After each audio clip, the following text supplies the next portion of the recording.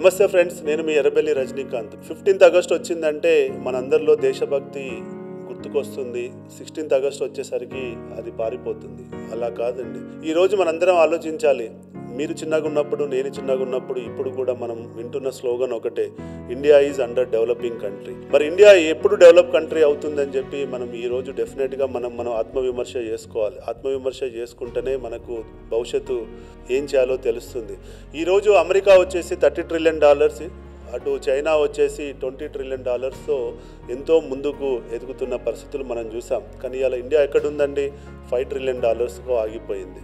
ఎందుకు ఇది? మన దేశంలో ఇంత మానవ వనరులు ఉన్నప్పుడు మరి మనం ఎందుకు ముందుకు వెళ్ళట్లేదు అని అంటే అది మనలోనే లోపం అన్నది మనందరం గ్రహించాలి. మనం చేయాల్సిన పని సక్రమంగా చేయకపోవడం, మనలో ఉన్నటువంటి రోజు 10 గంటల్ని సక్రమంగా వినియోగించుకోకపోవడం పట్లనే ఈ ప్రాబ్లం అవుతుంది. మీరు అనొచ్చు, నేను 10 గంటలు పని చేయకపోతే ఈ దేశానికి ఏంటి నష్టం అని. అలా కాదు. ప్రతి ఒక్క వ్యక్తి, ప్రతి భారతీయుడు తను చేయాల్సినటువంటి పనిని బాధ్యతగా, డిసిప్లైన్డ్గా, ఫోకస్డ్గా చేసినట్లయితే ప్రొడక్టివిటీ పెరుగుతుంది. ఆ ప్రొడక్టివిటీ పెరగడం వల్ల కంపెనీలు లాభాలకు వస్తాయి. కంపెనీలు లాభాలకు రావడం వల్ల ప్రభుత్వానికి ట్యాక్సులు వస్తాయి. ప్రభుత్వానికి ట్యాక్సులు రావడం వల్ల ఆ ట్యాక్సుల నుంచి ఇన్ఫ్రాస్ట్రక్చర్ డెవలప్ అవుతుంది. కొత్త కంపెనీలు వస్తాయి. తద్వారా జాబ్కు రావడానికి అవకాశం ఉంటుంది. తద్వారా దేశానికి ఎకానమీ పెరుగుతుంది. అప్పుడే మనం చైనాకి, అమెరికాకి ధీటుగా నిలబడగలుగుతాం. కాబట్టి మీరు పనిచేసే ఆ 10 గంటలు బాధ్యతతో పనిచేసినట్లయితే దేశం ముందుకెళ్తుంది. దేశాన్ని మనం డెవలప్ అయిన దేశంగా మనం ప్రకటించుకోవడానికి అవకాశం ఉంటుంది. కాబట్టి